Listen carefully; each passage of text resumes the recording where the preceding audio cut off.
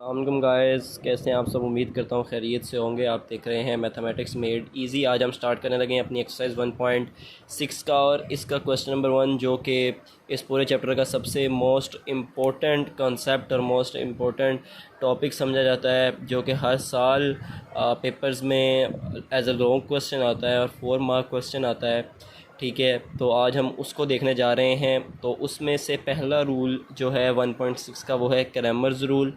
ठीक है, और पहले इसको देखते हैं। जो दूसरा रूल है वो है मैट्रिक्स इन्वर्जन मेथड, फिर उसको भी देखेंगे। तो पहले क्रैमर्स रूल से किस तरह से हमने क्वेश्चंस को सॉल्व करना है, आइए इसको देखते हैं।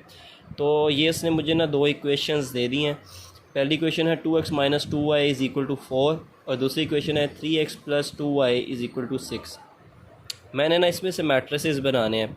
किस तरह से बनाऊँगा कि x का कोफिशिएंट क्या है 2, और ये दूसरे x का कोफिशिएंट क्या है 3, फिर इस y का कोफिशिएंट क्या है 2, और इस y का कोफिशिएंट भी क्या है 2। लेकिन ये वाले y का जो कोफिशिएंट है ये -2 है, तो मैं इसके साथ माइनस लगा दूँगा।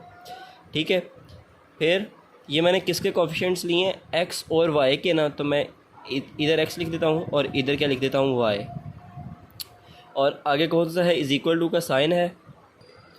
अच्छा, और उसके बाद हमारे पास क्या है 4 और 6, तो मैं इसको इस तरह लिख देता हूँ 4 और 6। इसको मैंने नाम देना है a का, इसको मैंने नाम देना है कैपिटल X का, इसको मैंने नाम देना है b का।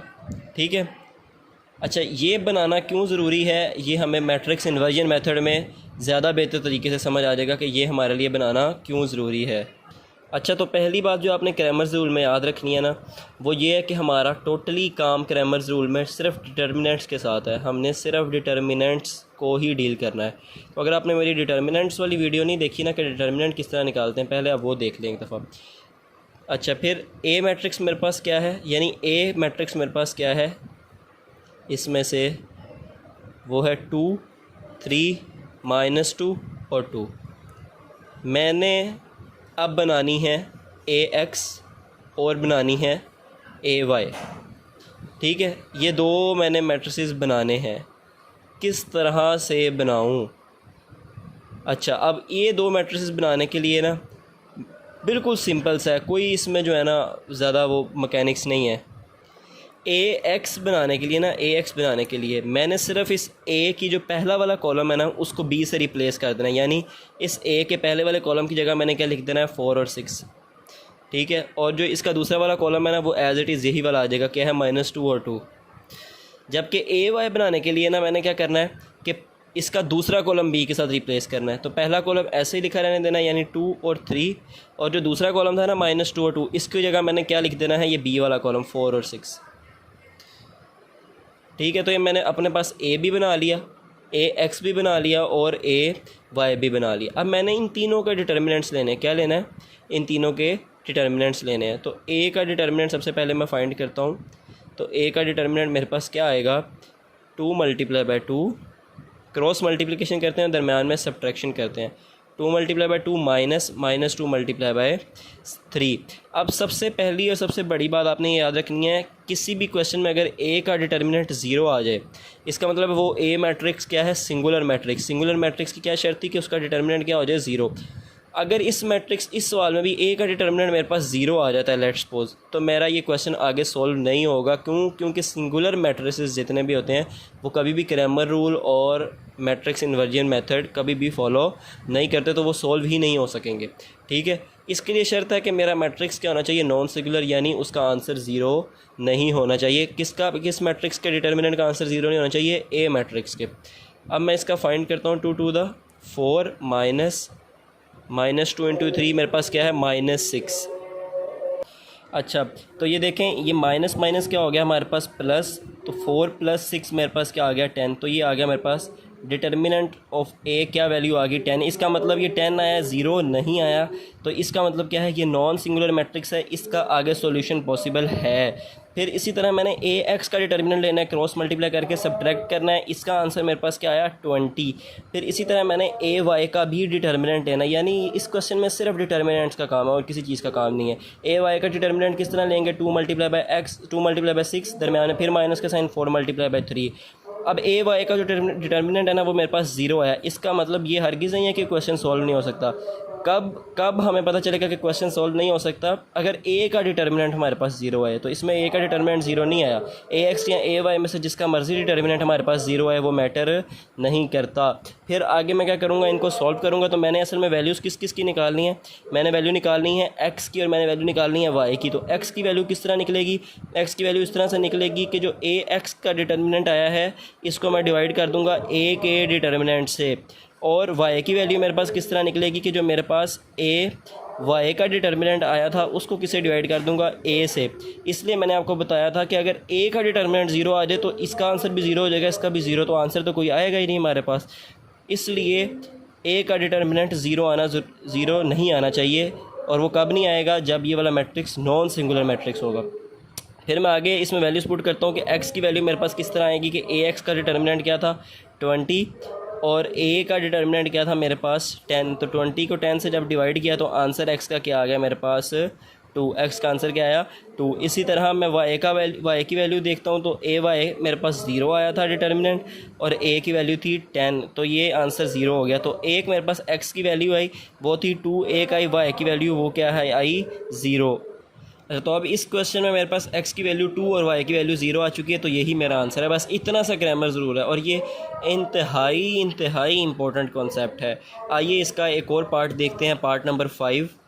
अच्छा, तो ये देखें, ये क्वेश्चन नंबर 5 मैंने यहाँ पे लिख लिया है। ये पूरी दोनों इक्वेशन मैंने उस तरह ही लिख ली हैं। तो इसमें से भी मैं उसी तरह x और y के कोएफिशिएंट से अलग करता हूँ। क्या आएगा? 3, -6, -2 और +4। इसी तरह इधर क्या आएगा? x, और इधर क्या आएगा? y, और इसी तरह इज़ इक्वल टू के बाद मेरे पास क्या आ जाएगा? 4, और इधर क्या आ जाएगा? 7। ठीक है, अब इसको मैंने क्या नाम देना है? a का। इसको मैंने क्या नाम देना है? x का। इसको मैंने क्या नाम देना है? b का। उसी तरह मैं इसमें से अपना a मैट्रिक्स लिख लेता हूँ। क्या था? 3, -6, -2 और 4। उसी तरह मैं अपना यहाँ पे क्या लिख लेता हूँ? ax लिख लेता हूँ। ax मेरे पास किस तरह आएगा अपना, कि मैं अपना ये जो b वाला मैट्रिक्स है ये पहले लिख लूँगा 4 और 7, और फिर ये बाद में क्या लिखना है? -2 और 4। फिर इसी तरह ए वाई की वैल्यू भी मैंने निकाल लेनी है। वो क्या है, कैसे आएगी मेरे पास? ए वाई की जो वैल्यू है वो किस तरह से आएगी? इस तरह से आएगी कि ए वाले मैट्रिक्स का पहला कॉलम मैंने उसी तरह लिखा रहने देना है, और जो दूसरा कॉलम है इसका उसकी जगह पे मैंने 4 और 7 लिख देना है। ठीक है, सिर्फ ये ए एक्स, ए वाई और ए ये आपको निकालना आ गया तो आगे क्वेश्चन सॉल्व करना कोई कुछ मुश्किल नहीं है। तो उसी तरह मैं ए का डिटर्मिनेंट लूँगा। जब मैं ए का डिटर्मिनेंट लूँगा वो किस तरह आएगा कि 3 × 4 मेरे पास क्या होता है? 3 × 4, दरम्यान में साइन किसका? माइनस का। फिर इसी तरह -2 × -6। तो जब मैंने इनको सॉल्व करना है तो 3 4 द 12 -2 को जब मैं -6 से मल्टीप्लाई करूँगा तो 2 6 2 द सॉरी ये था 12, 4 3 द 12 -2 6 था भी मेरे पास क्या होता है? 12, और माइनस माइनस प्लस। अब जब मैं ये ब्रैकेट खुलेगी तो क्या बन जाएगा? 12 प्लस माइनस माइनस और 12, और 12 में से 12 निकाले तो आंसर तो 0 होता है। इसका मतलब इसके अंदर ए मैट्रिक्स का ही डिटर्मिनेंट मेरे पास क्या आ गया है? 0। इसका मतलब ये क्या है? सिंगुलर मैट्रिक्स है। इसका आगे क्रैमर रूल पॉसिबल नहीं है, तो मैं इधर लिख दूंगा this equation can not be solve. तो ये मैंने इसमें लिख लिया। बस ये इतना सा सॉल्यूशन है इसका। ठीक है, अब इसी तरह आगे इसका अगला क्वेश्चन देखते हैं, पार्ट नंबर 8 देखते हैं। तो ये मैंने आपके सामने क्वेश्चन नंबर 8b इसका लिख दिया है। वो क्या है? इक्वेशन मेरे पास 3x - 4y = 4 और x + 2y = 8। इसमें से मैंने उसी तरह कोएफिशिएंट्स निकाले। क्या निकले? 3 1 -4 और +2, ये इस तरह निकला है। फिर आगे मेरे पास क्या आया? x और y मैंने लिख लिया, और ये आगे मैंने b की वैल्यू लिख दी 4 और 8। इनको मैंने a x और b का नाम दे दिया। इधर से मेरे पास a मैट्रिक्स तो इसी तरह नीचे आ गया। ए एक्स किस तरह बनता है कि पहले बी की वैल्यू का कॉलम लिखना है और फिर ए का दूसरा वाला कॉलम लिख देना है। इसी तरह ए वाई किस तरह बनता है कि पहले ए का पहला वाला कॉलम लिखना है जो 3 और 1 है, और फिर उसके बाद बी वाली वैल्यू लिखनी है। ठीक है, ये मैंने ए एक्स और ए वाई निकाली। अब मैंने तीनों के क्या निकालने हैं? डिटर्मिनेंट्स निकालने हैं। तो उसी तरह से निकलेंगे कि 3 × मेरे पास आएगा 2, दरम्यान में साइन माइनस का, और -4 किससे मल्टीप्लाई हो जाएगा? 1 से। क्या आंसर आएगा 3 टू द 6 माइनस, इसी तरह -4 को जब 1 से मल्टीप्लाई करूँगा तो मेरे पास -4 ही रहेगा।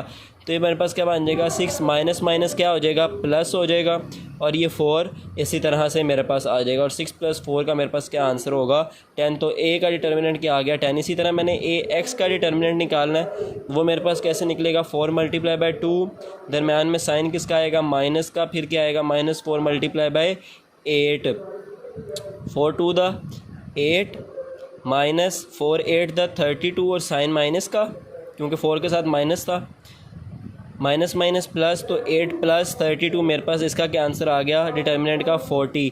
इसी तरह ए वाई का डिटर्मिनेंट भी मैं फाइंड करूँगा, तो ए वाई का डिटर्मिनेंट कैसे आएगा कि 3 × 8, दरम्यान में साइन किसका आ जाएगा माइनस का, और 4 × 1, ठीक है 4 × 1। अब मैं इनको सॉल्व करता हूँ, 8 3 द 24 -4 1 द 4, तो मेरे पास ए वाई का क्या आंसर आ गया 20 आंसर आ गया। अब मैंने क्या निकालना है एक्स और वाई की वैल्यू निकालनी, तो एक्स की वैल्यू क्या निकलेगी ए एक्स डिवाइडेड का डिटर्मिनेंट डिवाइडेड बाय ए का डिटर्मिनेंट, और इसी तरह वाई की वैल्यू क्या निकलेगी मेरे पास ए वाई का डिटर्मिनेंट डिवाइडेड बाय ए का डिटर्मिनेंट।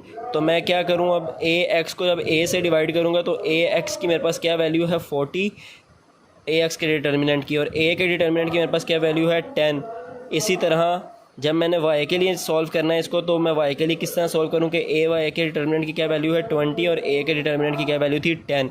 तो एक्स का क्या आंसर आ जाएगा 10 4 द 40, तो एक्स का आंसर आ गया मेरे पास 4, और वाई का आंसर क्या आएगा 10 2 द 20, तो वाई का आंसर मेरे पास क्या आ गया 2। तो ये मेरे पास इस क्वेश्चन का भी आंसर आ चुका है। तो ये इसका क्वेश्चन नंबर 1 इस एक्सरसाइज 1.6 का ख़त्म हुआ, जिसमें मैंने आपको ग्रामर रूल की बेसिक्स और उसके कुछ पार्ट्स भी करके दिखा दिए हैं। अगली वीडियो में इंशाल्लाह मैट्रिक्स इन्वर्जन मेथड देखेंगे क्वेश्चन नंबर 1 के अंदर, और उसके बाद इक्वेशंस वाले क्वेश्चन की तरफ चलेंगे और उनको देखेंगे कि उनकी इक्वेशंस किस तरह से बननी है। इक्वेशंस अगर जब इक्वेशंस हमसे बन जाएंगी सारे क्वेश्चंस की, तो उसके बाद क्वेश्चन को सॉल्व करना कुछ मुश्किल नहीं रहेगा। क्वेश्चन बिल्कुल इसी तरह इसी पैटर्न पे सॉल्व होंगे ग्रामर रूल के लिए, और मैट्रिक्स इन्वर्जन जो मैं अगली वीडियो में बताऊंगा उस रूल पे, ठीक है। तो इंशाल्लाह उसका एक एक क्वेश्चन डिस्कस भी करेंगे, पूरा सॉल्व भी करेंगे, और बाकी क्वेश्चंस की हम इक्वेशंस देखना बनाएंगे कि इक्वेशंस उन स्टेटमेंट वाले क्वेश्चन से किस तरह बनानी है। उम्मीद करता हूँ आपको समझ आई होगी। इस वीडियो को अपने दोस्तों के साथ शेयर करें, चैनल को लाइक करें, सब्सक्राइब करें, अपना भरपूर ख्याल रखें। अगली वीडियो तक के लिए अल्लाह हाफिज़।